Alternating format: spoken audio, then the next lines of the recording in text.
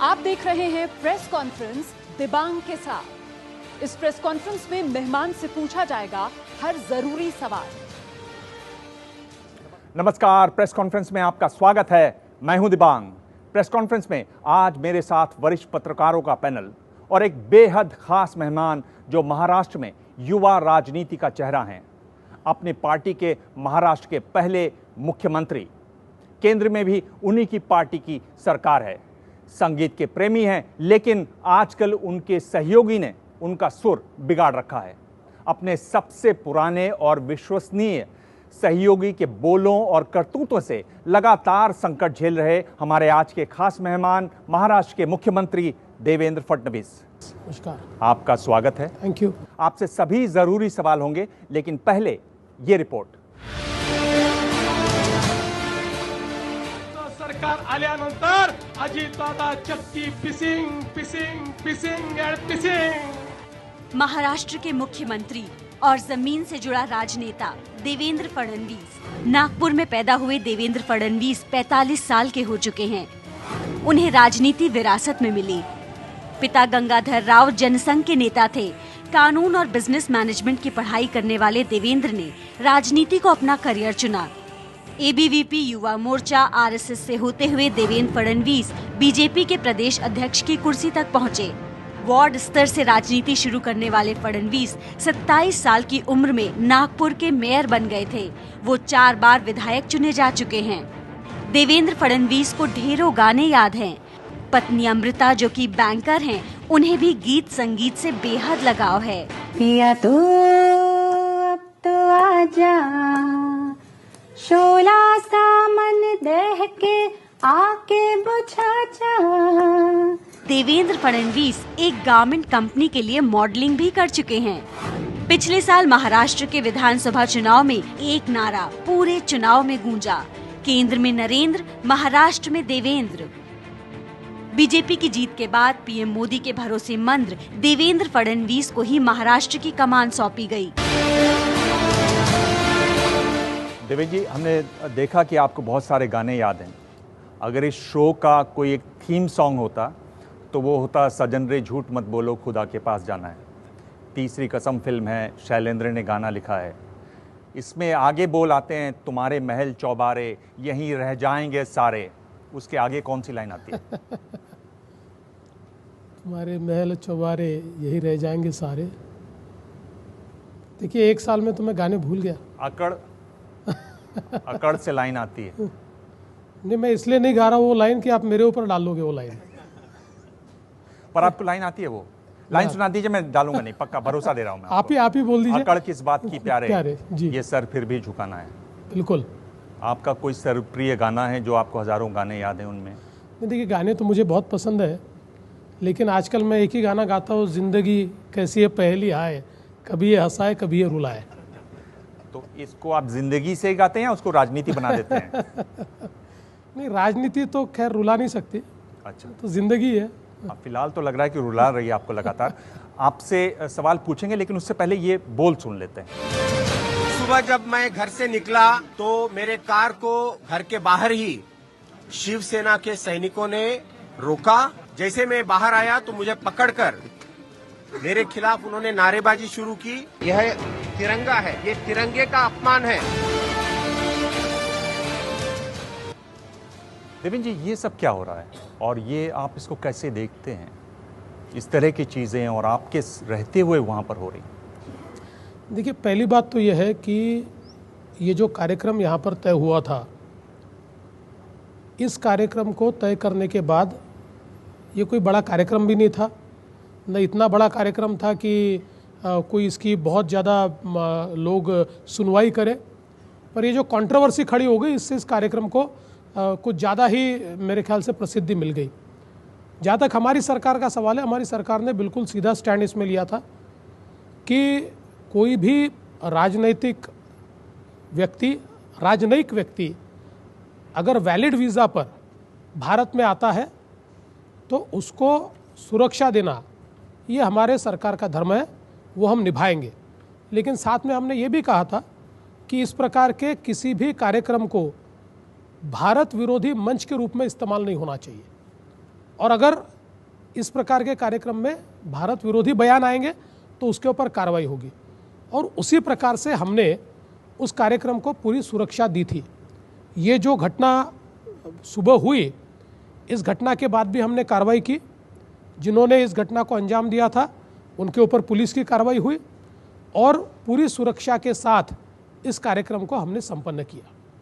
तो आपको नहीं लगता कि इस तरह की जब कालिक पोती जाती है तो एक जो बड़ा सपना है आपका, मेक इन इंडिया करेंगे, महाराष्ट्र की छवि की बात है, आप बाहर दौरे पर जाते हैं, वो छवि खराब होती है?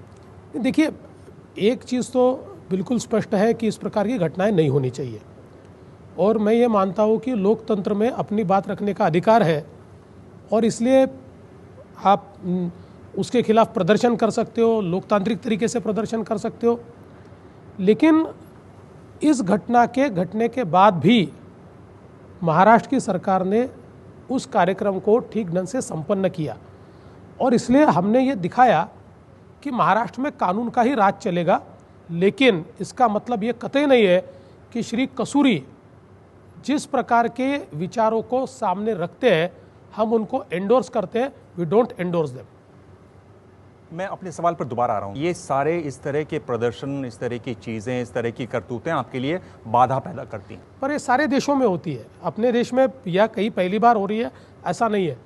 सवाल इस बात का होता है कि किसी देश की कानून व्यवस्था किस प्रकार से काम करती है, तो उसके ऊपर कानून कार्रवाई करता है। मुझे ऐसा लगता है कि उससे हमारी जो रूल ऑफ लॉ की छवि है वो निश्चित रूप से कायम होती है। ऐसा नहीं है कि विरोध की वजह से कार्यक्रम रुक जाते हैं। कैथोलिक्स लगातार विरोध करते रहे एग्नेस ऑफ गॉड नाटक का, विरोध के बावजूद वो हो गया कार्यक्रम, और गुलाम अली का जो कंसर्ट था वो नहीं हुआ। आप गृह मंत्री हैं राज्य के। देखिए, गुलाम अली के कॉन्सर्ट को भी हमने पूरी सुरक्षा प्रदान की थी, लेकिन जो आयोजक थे उन आयोजकों ने शिवसेना के साथ बातचीत करके स्वयं उसको कैंसिल किया। इसमें आपसी मिली भगत से आयोजकों को कहा आप पीछे हट जाइए, या वाकई में वो भाग निकले, या आप उनमें वो विश्वास नहीं जगा पाए कि वो वहाँ पर ये कार्यक्रम करें? देखिए, जिस समय मुझे पता चला कि इस प्रकार का थ्रेट दिया गया है, मैंने तुरंत ये कहा कि ऐसा नहीं हो सकता, इस आयोजन को पूरी सुरक्षा दी जानी चाहिए।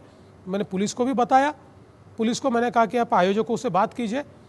उतने समय में आयोजकों की और शिवसेना के जो प्रमुख हैं उनकी मुलाकात हुई, उनकी आपस में बातचीत हुई और आयोजकों ने ये घोषित कर दिया कि हमने इस कार्यक्रम को समाप्त किया है। इस तरह से कालिक पूती गई, प्रधानमंत्री ने स्वयं कहा कि ये अनुचित है। देखिए, आपके सहयोगी क्या कह रहे हैं उस बात पर, ये सुन लीजिए। जिस नरेंद्र मोदी जी की पहचान विश्व में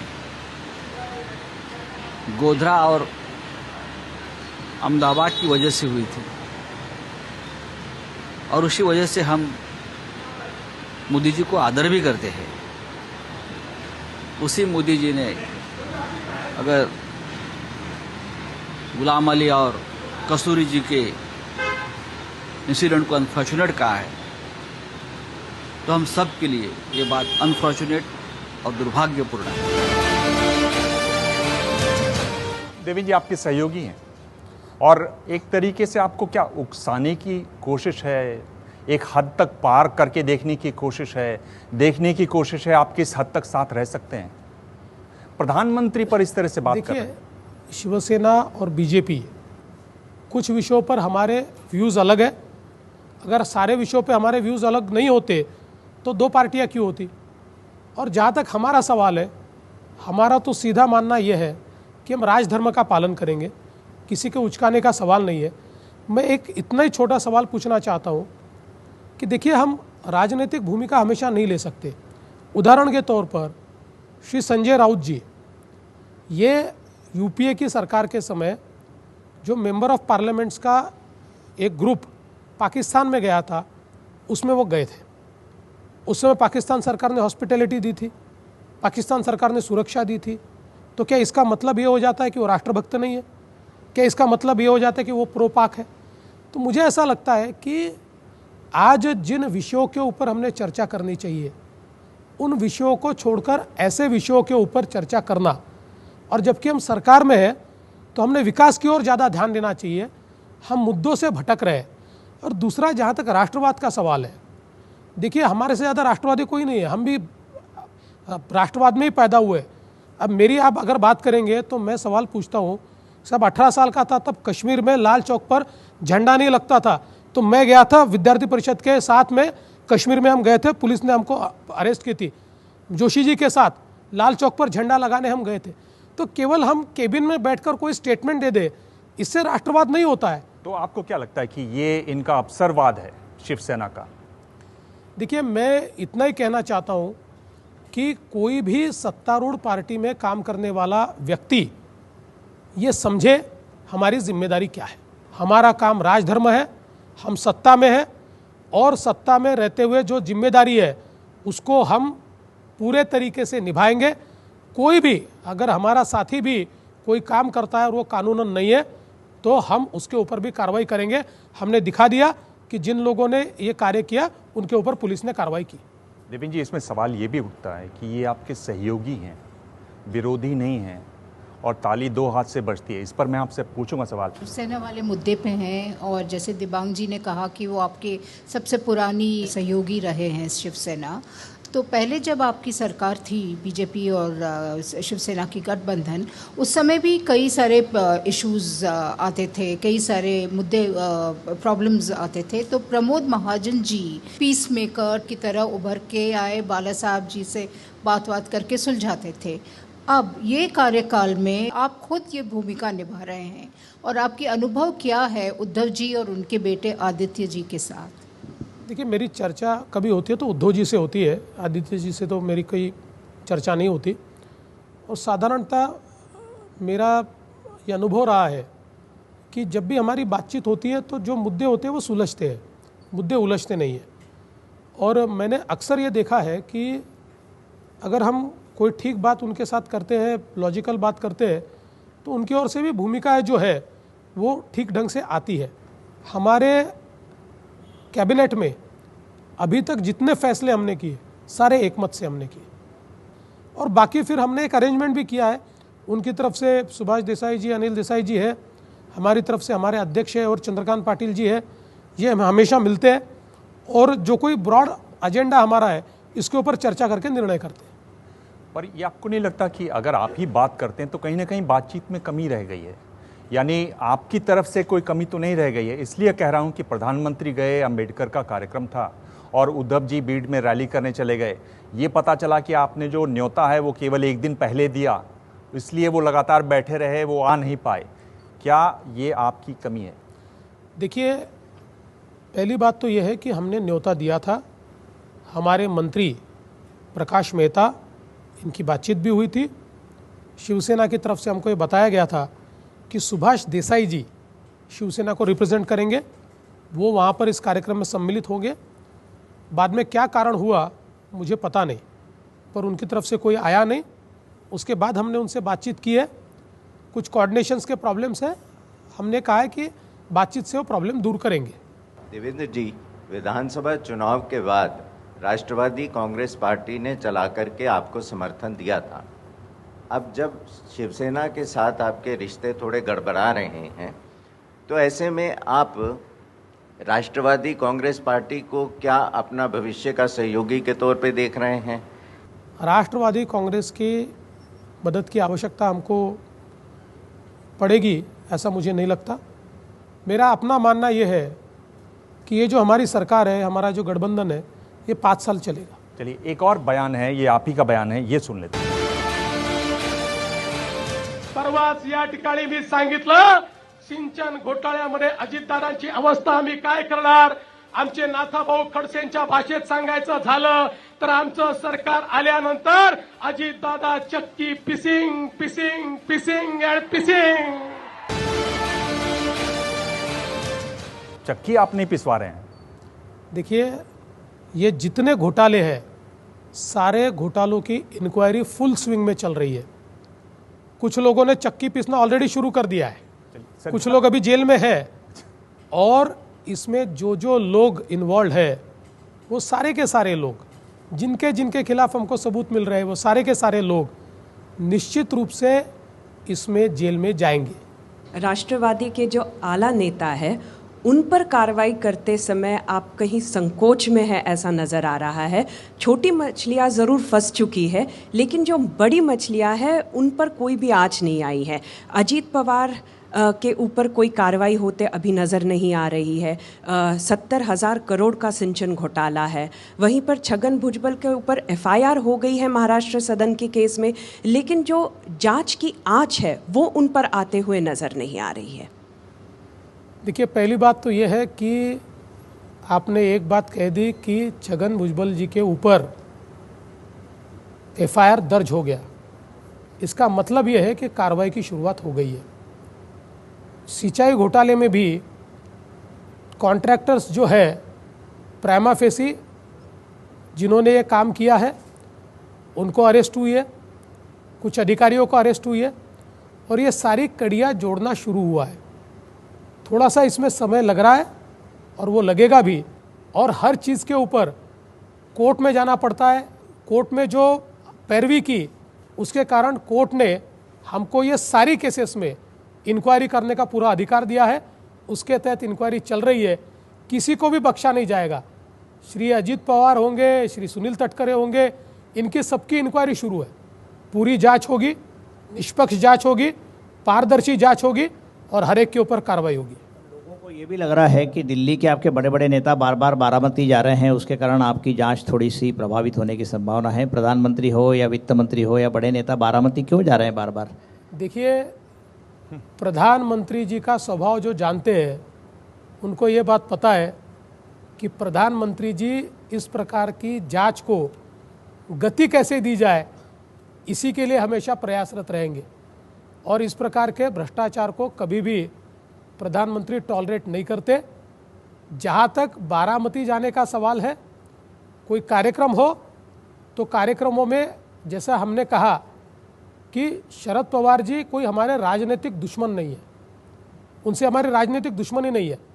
हमारे विचारों और उनके विचार मिलते नहीं है और इसलिए कानून अपना काम करेगा, राजनीति अपना काम करेगी। न किसी ने हमको रोका है, न कोई हमको रोकेगा। निश्चित रूप से सिंचाई घोटाले में कार्रवाई होकर रहेगी। ये तो आपने साफ कर दिया कि दुश्मनी नहीं है, तो अब तो दोस्ती भी हो सकती है इनसे। हम विचारों से विरोधक हैं, हम राजनीतिक दुश्मनी में विश्वास नहीं रखते। एक डांस बार वाली बात है, उसमें आप कह रहे हैं कि नहीं, इन पर रोक लगनी चाहिए, पर अगर आप डांस बार में जो लड़कियां काम करती हैं उनकी बात सुने तो बहुत संजीदगी से कई उनमें अपनी बात रखती हैं। उनका ये कहना है कि हम यहाँ करते हैं, अपने आप पैसा कमाते हैं, आप इसका नाम बदल दीजिए, डांस की जगह एक्टिंग रख दीजिए। कम से कम में से बहुत सारी लड़कियाँ जो प्रोस्टिट्यूशन करती हैं वो तो नहीं करेंगी। क्या इसकी संभावना है? डांस बार के बारे में ये जो निर्णय हुआ 2004 में यूनानिमसली हमारी असेंबली ने, सारी पार्टियों ने एक साथ आकर इस कानून को पास किया और उसको पास करने का कारण ये था कि अनफॉर्चुनेटली बड़े पैमाने पर प्रोस्टिट्यूशन शुरू हो गया था। जो लड़के थे, जो परिवार थे, वो उद्ध्वस्त हो रहे थे। ये सारे अवैध धंधों के अड्डे बन गए थे, यहाँ पर ड्रग्स के अड्डे तैयार हो गए थे। उस निर्णय को खारिज किया गया तो वापस सारी पार्टियां एक साथ आई और सारी पार्टियों ने ये कहा कि सुप्रीम कोर्ट ने जो निर्णय दिया है उसमें अपने कानून में जो खामियां बताई है उसको दूर करके वापस हम कानून तैयार करें। हमने खामियों को दूर करके वापस कानून तैयार किया और मैं आपको बताना चाहता हूँ, इस कानून को पास करने के बाद इसका विरोध किसने किया? केवल बार मालिकों ने विरोध किया, बाकी महाराष्ट्र की जनता ने इसका स्वागत किया। महाराष्ट्र की जनता ने, किसी ने भी ये नहीं कहा कि ये गलत निर्णय है और इसलिए अब सुप्रीम कोर्ट ने उसके ऊपर स्टे दिया है। स्टे देते समय उन्होंने ये भी कहा है कि सरकार इसको रेगुलेट कर सकती है। तो आप जब कह रहे हैं रेगुलेट करेंगे तो इससे ये भी ध्वनि निकलती है कि हम इसको, इस पर शर्तें लगाकर इसको खोलेंगे। क्या इस पर आप और सफाई कर दे सकते हैं? देखिए, इसको खोलने की मानसिकता तो हमारी नहीं है, लेकिन अगर सुप्रीम कोर्ट खोलने को कहता है तो ऐसे समय फिर हमको उन्होंने जो अधिकार दिया है रेगुलेशन का, उस अधिकार का हम उपयोग करेंगे। लेकिन कुल मिलाकर महाराष्ट्र की मानसिकता ये है कि डांस बार खुलने न पाए। जो सबसे बड़ी चर्चा हो रही है वो ये कि किस तरह से एप्पल की जो फॉक्सकॉन का उसको आप यहाँ लाना चाहते हैं, क्या उसमें कोई प्रगति हुई है, कहाँ तक बात पहुँची है, कब तक वो यहाँ पर काम करते दिखाई देंगे? फॉक्सकॉन के साथ हमारा MOU हुआ और अभी उन्होंने उनकी टीम यहाँ पर स्थित कर दी है और बड़ी तेज़ी से उनकी कार्रवाई शुरू हुई है और उन्होंने मुझे ये कहा है कि 1 साल के भीतर हम आपको भारत में बना हुआ एप्पल का प्रोडक्ट ये भेंट देना चाहते हैं। तो उसी तेज़ी से उन्होंने काम शुरू किया है।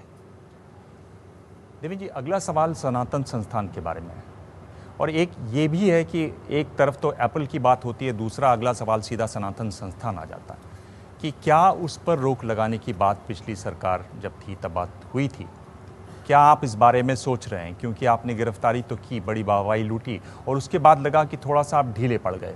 हमारी भूमिका उसमें बहुत स्पष्ट है।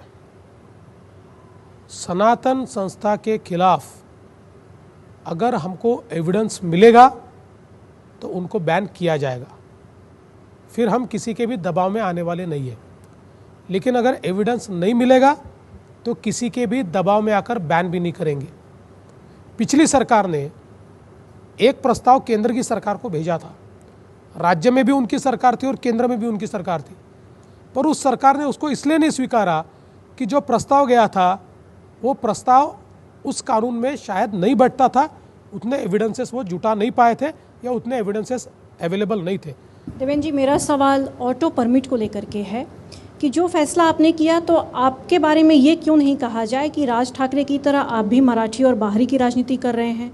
और इसी से जुड़ा हुआ दूसरा सवाल ये है कि क्या फैसले का समय जो चुना गया वो गलत नहीं था, खासतौर पे अगर बिहार चुनाव के समय को देखें जो कि हाई स्टेक एक चुनाव है आपकी पार्टी के लिए और वहाँ पर ये मुद्दा भी बना है।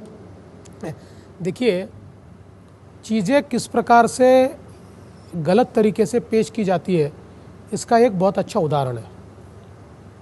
ये जो कानून है जब से बना है और पूरे देश में इस कानून में यह लिखा हुआ है कि जिस भी व्यक्ति को परमिट दिया जाए उसको लोकल भाषा का वर्किंग नॉलेज होना चाहिए। ये हमने नहीं किया पहले से कानून में। और अगर आप स्टैटिस्टिक्स देखिए, हमारी सरकार आने के बाद 7,000 लाइसेंसेस दिए गए। इन 7,000 लाइसेंसेस में से 5,000 लाइसेंसेस ये यूपी बिहार के मूल निवासियों को जो 15 साल से महाराष्ट्र में रहते हैं उनको मिले। विदर्भ को अलग राज्य बनाने वाली बात है, उस पर आपकी क्या राय है? और ये भी ध्यान रहे कि जब प्रधानमंत्री गए थे 8 अक्टूबर 2014 को तो उन्होंने कहा था कि महाराष्ट्र का विभाजन नहीं होने देंगे। देखिए, हमारी पार्टी की भूमिका पहले दिन से ये रही है कि छोटे राज्य होने चाहिए और इसलिए छोटे राज्यों का समर्थन हमारी पार्टी ने हमेशा ही किया है। प्रधानमंत्री जब कह रहे हैं अक्टूबर में प्रधानमंत्री जी ने उस समय जो बयान दिया था जी, एक बयान ऐसा आया था कि मुंबई को महाराष्ट्र से तोड़ने की कोशिश की जा रही है, जिसके परिप्रेक्ष्य में मोदी जी ने स्पष्ट रूप से कहा था कि मुंबई को महाराष्ट्र से तोड़ने का सवाल ही नहीं आता, महाराष्ट्र के विभाजन का सवाल ही नहीं उठता। मतलब आप कह रहे हैं कि अगर शरद पवार कुछ विचार अपने बदल लें तो उनसे बातचीत हो सकती है, वो दुश्मन नहीं है। कुछ विचार वो बदल लें तो बातचीत आगे हो सकती है। बहुत हाइपोथेटिकल बात हो गई है, वो बदले तो विचार करेंगे। देवेंद्र जी, आप गृह मंत्री हैं, आप पुलिस कमिश्नर को कहते हैं एक ही केस की जांच करते मत रहो, उसके बावजूद, आपके कहने के बावजूद वो फिर चले जाते हैं उसी केस में और चले ही नहीं जाते हैं, घंटों स्वयं पूछताछ करते हैं, फिर आप उनको हटाते हैं। देखिए, मेरा मानना ये है, मैं राकेश मारिया की बात कर रहा हूँ जो दर्शक समझ नहीं पाए हों। मेरा मानना ये है कि उस केस का और उनके हटने का कोई संबंध नहीं है। 30 तारीख को राकेश मारिया जी ये उनकी पदोन्नति होती और दूसरी पोस्ट पर चले जाते, यानी उनका तबादला होता। हमने ये तय किया कि गणेश जी है, कुंभ चल रहा है, ईद आने वाली है, इसलिए बीच में अगर हम एक पुलिस कमिश्नर को हटाए वो ठीक नहीं है। और इसलिए हमने ये तय किया कि हम लोग जो 30 तारीख को उनका प्रमोशन होने वाला है, हम अगर पहले करें और दूसरे कमिश्नर को वहाँ पर हम जल्दी पोस्ट करें तो उसको स्ट्रैटेजी तय करने के लिए समय मिलेगा और ये सारी परिस्थितियों का वो सामना कर पाएंगे। लोगों ने उसको उस जो केस है उस केस के साथ जोड़ा। मुझे ऐसा लगता है कि मुंबई में और मुंबई पुलिस हमेशा ही किसी न किसी हाई प्रोफाइल केस की तफ्तीश करती होती है। तो अगर केवल एक केस के लिए पुलिस कमिश्नर को रोकना या उसका तबादला करना ऐसे निकष हम लगाए तो मुंबई के पुलिस कमिश्नर का तो तबादला ही नहीं होना चाहिए। आप ये तो मान रहे हैं कि हाई प्रोफाइल केस है, जिस तरीके से ये हुआ और हम लोग जब दिल्ली से देखते हैं तो आप बिल्कुल कांग्रेसी मुख्यमंत्री की तरह नजर आते हैं कि आपने साइन किया ऑर्डर और आप अगले दिन विदेश निकल गए क्योंकि आपको मालूम था इसकी गर्मी बहुत होगी। क्या ये बात सही है? बिल्कुल नहीं साहब, मैं तो ये मान रहा था कि इतना रूटीन काम अपन कर रहे हैं। हमारे यहाँ पर इस प्रकार के प्रमोशन 1 महीना पहले 25 दिन पहले हमेशा होते हैं और इसलिए इतना रूटीन काम हम कर रहे हैं ये सोचकर मैं करके निकला। मुझे तो पता ही नहीं था कि इसको इसके साथ जोड़कर इसका इतना बड़ा हवा तैयार होगा। अब हो गया हवा तैयार। तो आपको बिल्कुल अनुमान नहीं था कि राकेश मारिया के ट्रांसफर पर कोई भी हल्ला होगा? आपको ऐसा अनुमान नहीं? वो तो रूटीन बात थी, प्रशासनिक बात थी। देवेंद्र जी, मेरा सवाल इसी से जुड़ा हुआ है। आप कह रहे हैं कि लॉ एंड ऑर्डर के लिए आपने ये किया, एडिशनल डीजी रैंक की ये पोस्ट थी मुंबई पुलिस कमिश्नर, उसको डीजी रैंक में अपग्रेड किया गया। राकेश मारिया भी 30 सितंबर को डीजी बनने जा रहे थे, तो उन्हें एक्सटेंशन दिया जा सकता था अगर ऐसी सिचुएशन थी आपके सामने। नहीं तो। उनसे सीनियर डीजी ये जावेद अहमद जी थे और हमेशा मुंबई में सीनियरिटी का विचार होता है। ये बात अलग है कि पिछली सरकार ने जावेद अहमद जी को सीपी नहीं बनाया और वो सीनियर होते हुए भी उन्होंने राकेश मारिया जी को बनाया। लेकिन अगर डीजी रैंक का पोस्टिंग करना है तो डीजी रैंक में जो सीनियर मोस्ट है उसको हमने पोस्ट किया। आगे बढ़ें उससे पहले एक और बयान सुन लेते हैं, ये नितिन गडकरी जी। मैं व्यक्तिगत रूप से इस बात का समर्थक हूँ कि किसने क्या खाना चाहिए और क्या नहीं खाना चाहिए इसमें सरकार ने नहीं जाना चाहिए और इसलिए फिर भी इसके बाद समाज में 2 प्रकार की राह है। ये हमारे ही कार्यक्रम प्रेस कॉन्फ्रेंस में उन्होंने कहा। आप कैसे इसको देखते हैं, क्या समझते हैं इस तरह के बयान को? बिल्कुल ठीक है, किसने क्या खाना चाहिए ये हम थोड़ी रेगुलेट करते हैं। और आप जिस हिसाब से इस प्रश्न को पूछ रहे हैं मैं आपको 2 चीज़ें बता देना चाहता हूँ। एक तो सबसे बड़ी बात जिसका विवाद अभी बहुत हमारे यहाँ चला, मीट बैन, हमारी सरकार ने ऐसा कोई निर्णय लिया ही नहीं। ये बताया गडकरी जी ने, ये निर्णय पिछली सरकार ने लिया जी। उस सरकार ने निर्णय लेने के बाद 10 साल तक हर साल मीट बैन रहा। हमारी सरकार ने निर्णय भी नहीं लिया, पुराना निर्णय भी किसी को बताया नहीं, हमने किसी को पत्र भी नहीं भेजा, फिर भी पता नहीं क्यों हमारे सिर पर इसको मढ़ने की कोशिश की गई।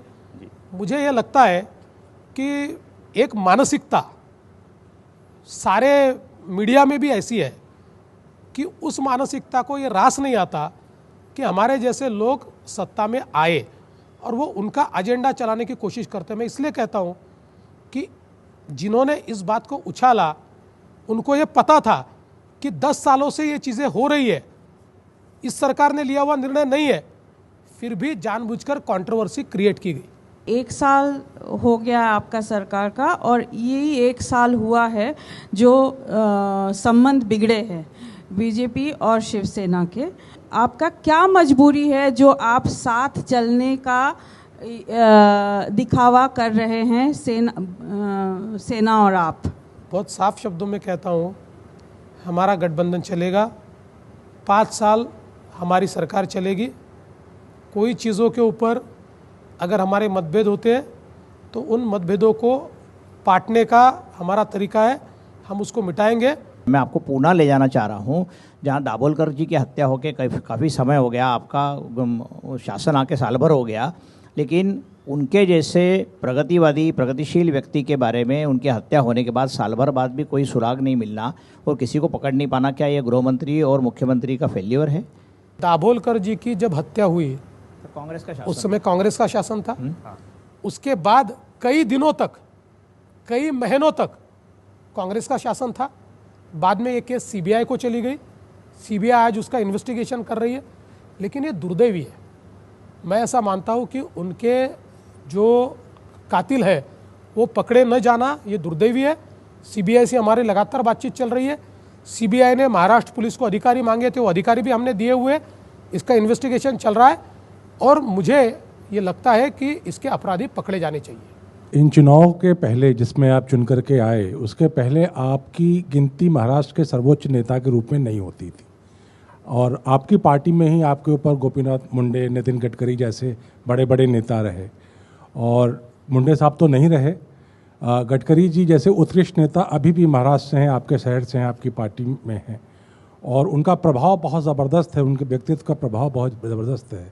तो कहीं ऐसा आपको नहीं लगता कि आप एक बरगद की छांव के नीचे बैठे हैं और आप उस तरह की लीडरशिप क्या प्रोवाइड कर पाएंगे अपनी पार्टी को, अपने स्टेट को, जो कि एक बिना छत्रछाया में रह करके आप कर पाते?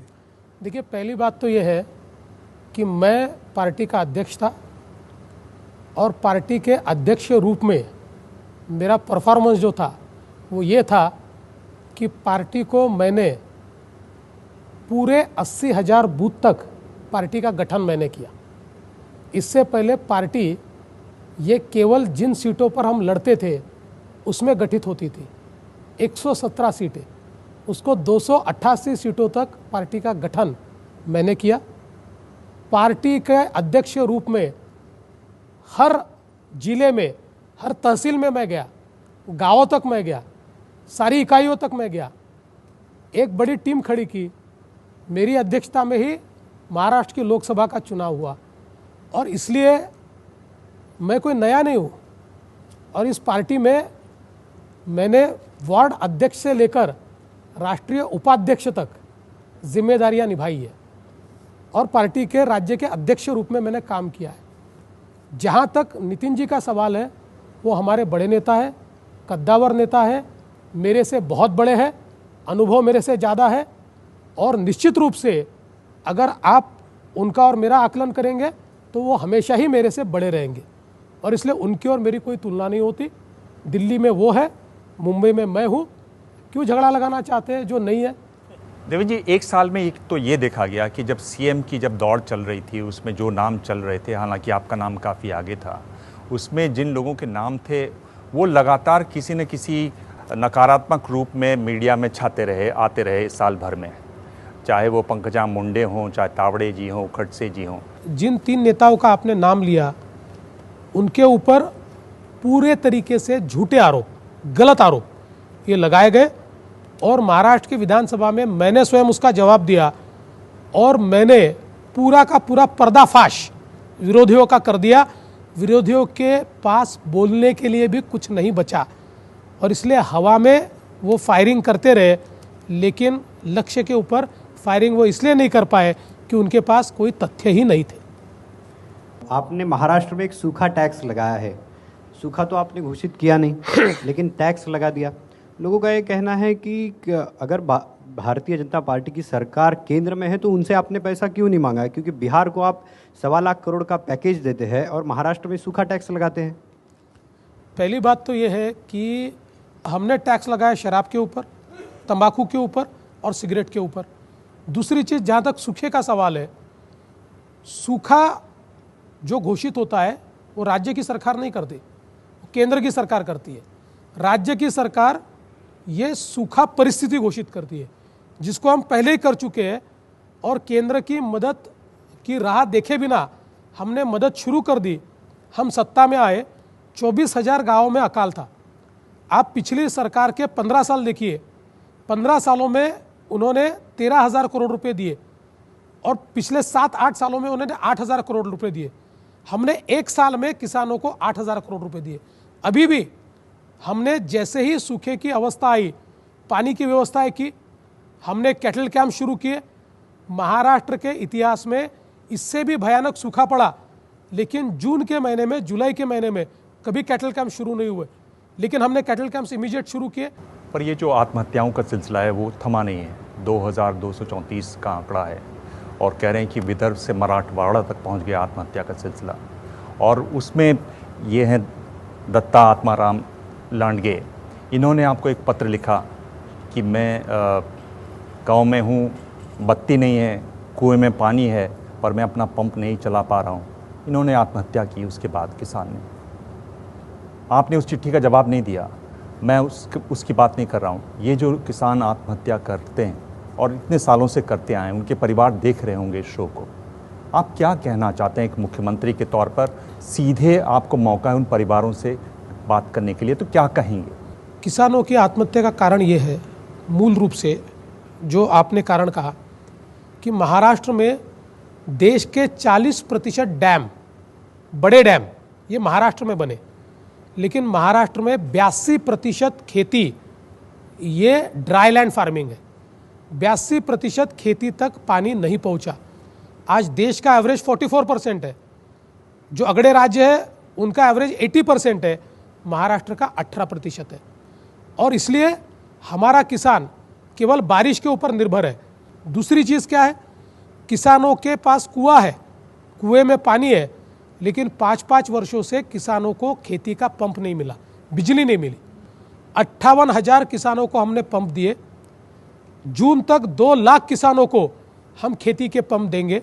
20,000 गांव महाराष्ट्र के ऐसे हैं जिसमें सूखा पड़ता है, और हमने सूखा मुक्त महाराष्ट्र की एक योजना तैयार की।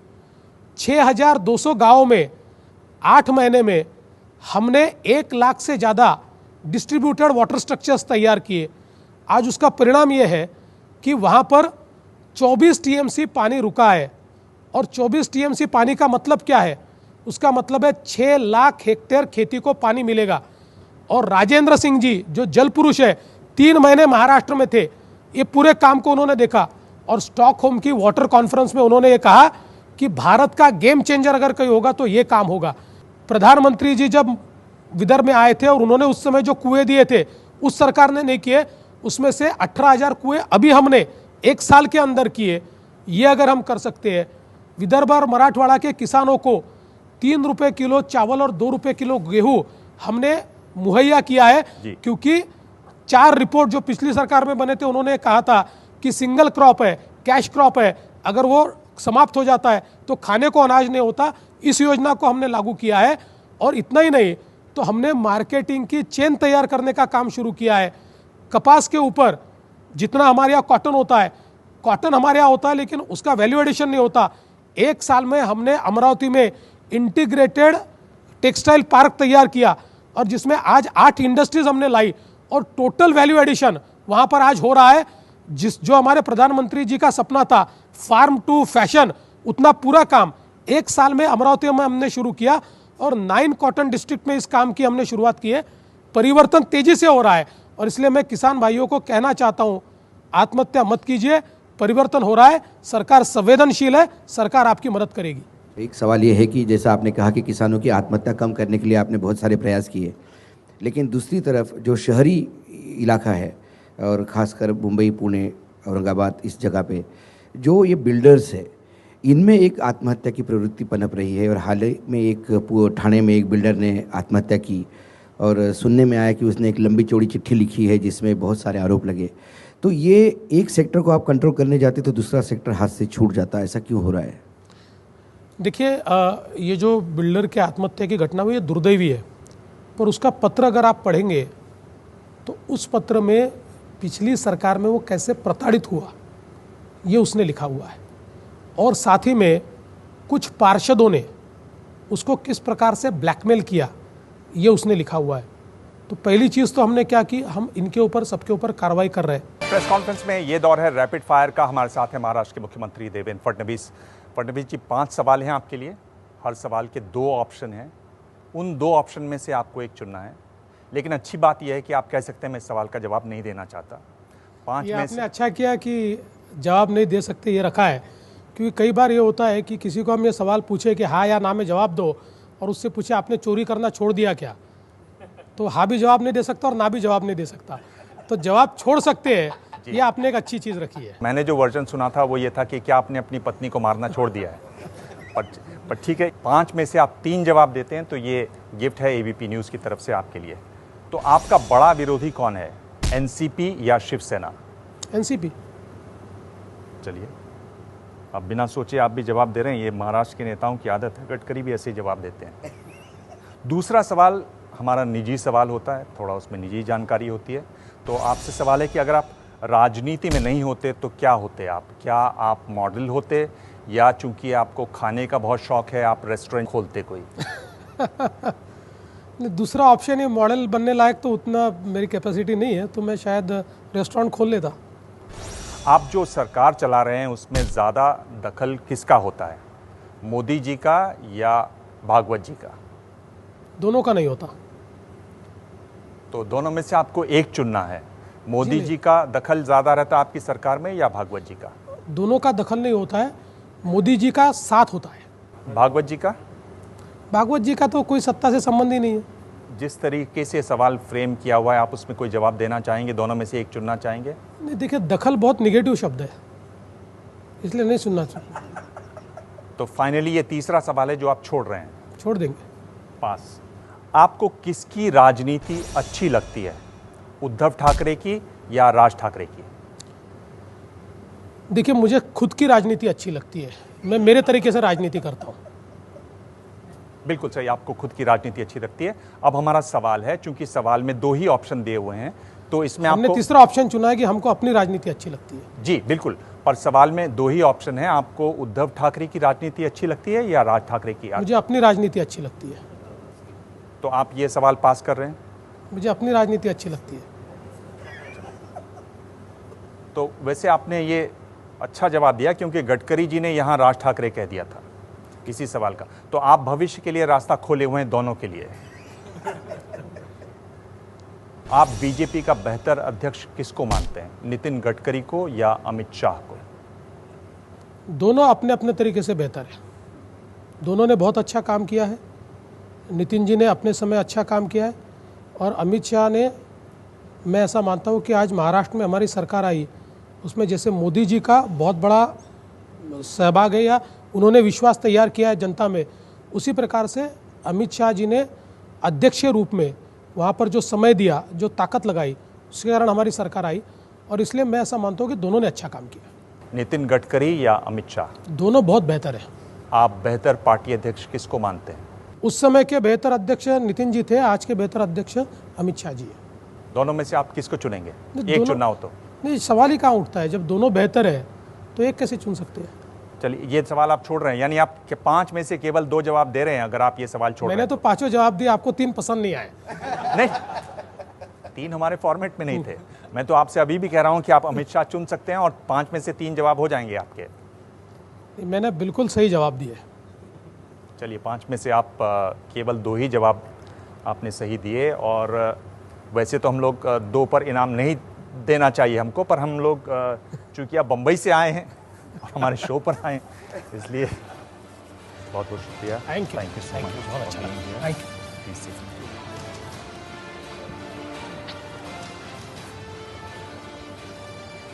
ये थे महाराष्ट्र के मुख्यमंत्री देवेंद्र फडणवीस।